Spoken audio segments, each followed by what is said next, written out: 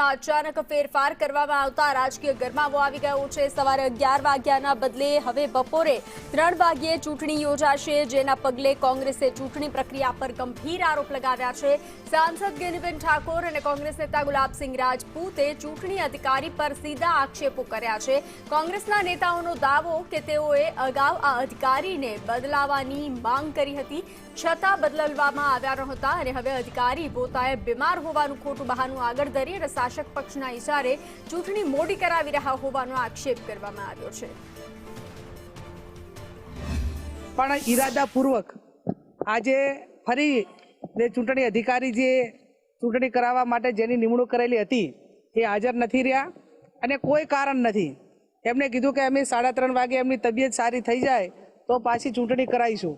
તો મારે વહીવટી તંત્રને, કલેક્ટરને, ચૂંટણી અધિકારીને કહેવું છે કે હવે તમે ભાજપનો ખેસ પહેરી લો અને ઘટતા 2 સભ્યો, એક પ્રાંત અધિકારી સભ્ય થઈને બેહે અને એક કલેક્ટર થઈને સભ્ય બેહે કે અમે ભાજપના 2 સભ્યો છીએ અને બહુમતી થઈ જાય। અને એવું ના થાય તો તમે તમારી રીતે પ્રોસિડિંગ લખી અને ભાજપનો પ્રમુખને ઉપપ્રમુખ જાહેર કરી દો। તમારે હવે તમે બ્યુરોક્રેસી નથી। ચૂંટણી અધિકારી ઉપર અમને વિશ્વાસ નથી।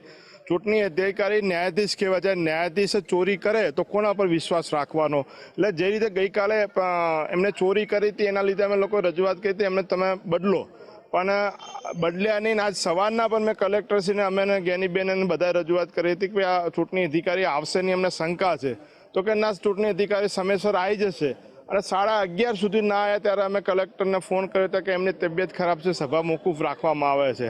એટલે એક પ્રી પ્લાનિંગથી સભ્ય તોડવા માટે, લોકશાહીનો ખૂન કરવા માટે દિયોદરમાં પ્રયત્ન થઈ રહ્યો છે। તો વધુ વિગતો સાથે સંવાદદાતા પાંચાજી ઠાકોર જોડાઈ ચૂક્યા છે। જે રીતે પાંચાજી, મામલો ગરમાયો છે, શું છે વધુ વિગતો?